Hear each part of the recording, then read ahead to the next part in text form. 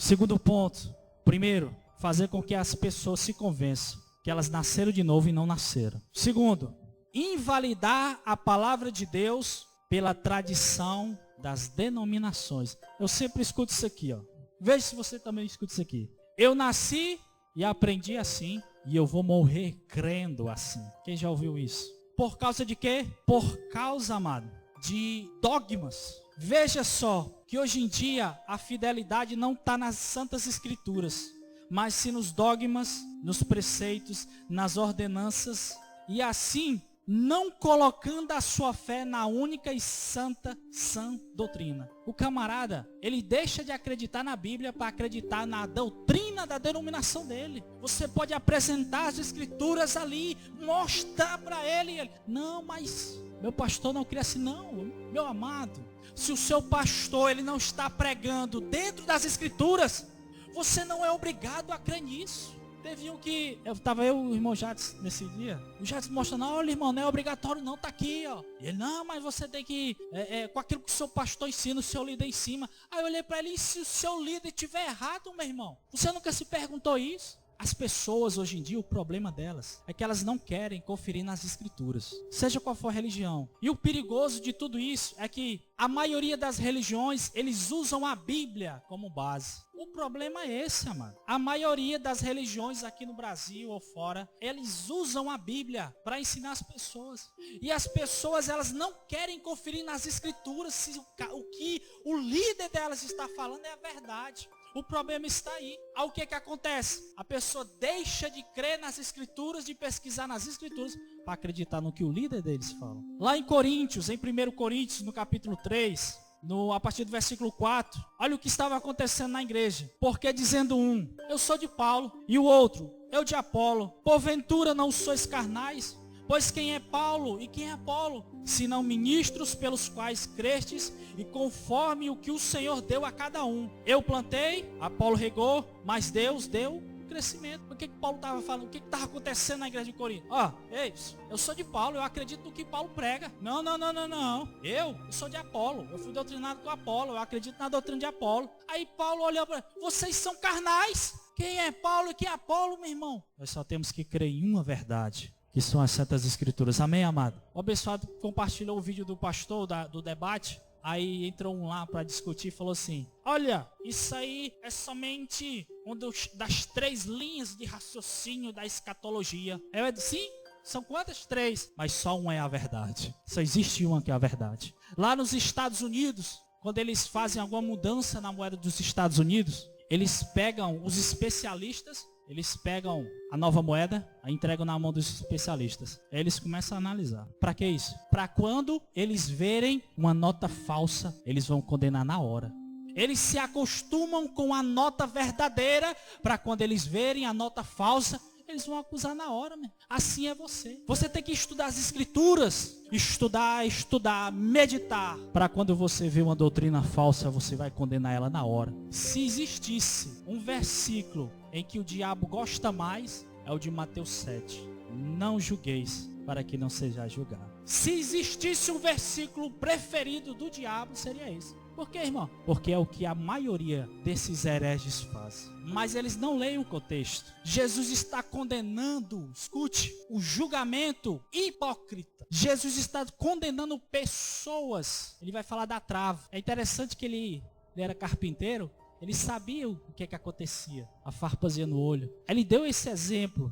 Olha, tem uma farpinha no seu olho. Tira. Aí o camarada que está do outro lado, você também tem. Então ele dá esse exemplo porque a questão não está sendo proibido você julgar. A questão é que você não pode julgar com hipocrisia. Eu sou um mentiroso e vou chegar pro camarada, meu irmão, você está mentindo. Isso é hipocrisia, meu irmão. Só que nós temos que julgar segundo a sã doutrina. Não é o que você pensa. Irmão, olha, eu acho que o que você está fazendo, não faça isso. Agora, se você for exortar alguém, que seja segundo as santas escrituras. Amém, amados? Louvado seja o Senhor. Então nós vemos, amado, que hoje em dia as pessoas elas deixam de crer, deixam de pesquisar as escrituras para crer no que a denominação deles fala. Alguém pode chegar para mim e falar o seguinte, mas irmão, são coisas pequenas. Agora deixa eu te falar uma coisa sobre coisas pequenas. Escute isso aqui. Nós temos de ter cuidado com pequenos erros teológicos. Porque hoje em dia no mundo, quem mata mais os homens não são os elefantes, mas sim os mosquitos. Você sabia disso? Quem mata mais, o animal que mata mais homem hoje em dia é mosquito, não são os elefantes. É um erro teológico pequeno, irmão. Pequenininho. Mas isso pode matar a vida de alguém espiritualmente. Se eu chegar aqui, fizer uma linha reta, retinha, perfeita, e eu for fazer outra linha para ficar em cima dela, e se eu errar aqui no começo, um milímetro aqui, no começo eu não vou perceber não. Mas com o passar do tempo, você vai ver lá na frente que você acaba saindo do caminho. 1 milímetro que você erra no começo, em uma linha reta, daqui a alguns quilômetros você vai estar totalmente fora do caminho. Amém, amados? Então você tem que começar. E digo algo a mais. Não somente em erros teológicos, em doutrina, mas também pequenos pecados na sua vida. Amém, meus queridos? É só uma mentirinha. Não, mas eu vou falar isso aqui, mas é só uma mentirinha. Não, eu vou só dar uma olhada. Ninguém tá vendo. Não, eu vou fazer isso aqui, mas é só isso aqui mesmo. Eu vou abrir a televisão, vou ver isso aqui, é só um pouquinho. Aí Paulo, ele fala em Gálatas 5:9. Um pouco de fermento leveda toda a massa. Um pecadinho, hoje, amanhã e depois. Ele vai contaminar a sua vida toda. Sabe onde é que começa isso, amado? Na sua mente. E deixa eu falar algo para vocês. Tudo começa, toda guerra, todo tipo de pecado, ele procede do seu olhar, sua mente, seu coração. Eu digo um pecado externo, porque quando é interno, ele vem do seu coração para sua mente e você consegue.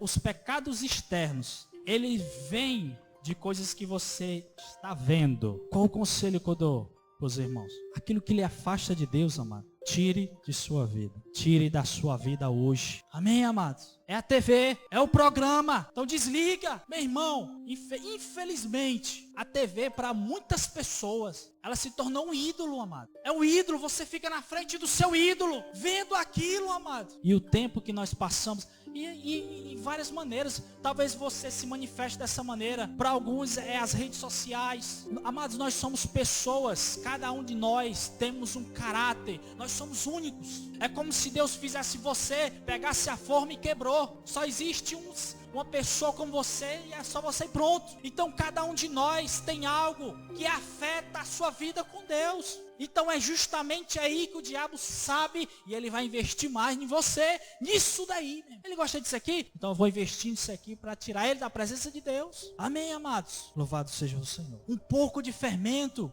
ele incha toda a massa. Então, o que o inimigo faz, a segunda coisa que ele faz é isso. Pequenos erros na nossa vida, pequenos erros doutrinários, podem acabar fazendo com que eu e você morramos na fé, pereçamos na fé, por coisinha pequena. Olha, eu conheço um jovem que, quando eu me converti, ele tinha 17 anos, e ele pregava como um adulto, e eu tinha na base de uns 20 anos por aí, e eu vi aquele jovem pregando, e que coisa maravilhosa. Eu quero pregar igual esse jovem. Eu vi um exemplo naquele jovem. Algo que foi que o diabo fez. Ele é jovem? Vou botar uma namorada. Aí o pastor, na minha época, meu primeiro pastor, Deus deu uma visão a ele, que aparentemente, para alguns, mas foi uma revelação. Ele, irmão, eu vi você, irmão, em pé, e do seu lado eu vi um extintor de incêndio. E o irmão olhou para ele e ficou com raiva. Porque ali você não precisa ser um teólogo para entender o que estava acontecendo ali. O que o extintor faz? Apaga o fogo. Aquele jovem era um jovem santo, um jovem que pregava, que vivia intensamente para Deus. Aí começou a namorar antes do tempo e Deus revela, olha, não faça isso. E ele desprezou isso. Depois de 3 meses, ele caiu. E hoje em dia, quando eu vejo ele, meu amado, você com 17 anos, você era um exemplo para a minha vida, amado. Eu com meus mais de 20 anos, eu olhava para você, um jovem. Eu queria ser como você, meu irmão. É triste, amado. Por quê? Porque era só uma coisinha de nada. Não, é só uma namorada. Mas ele não percebeu que aquela coisinha de nada era uma armadilha, era um ardiz do inimigo para derrubar ele. Amém, meus amados?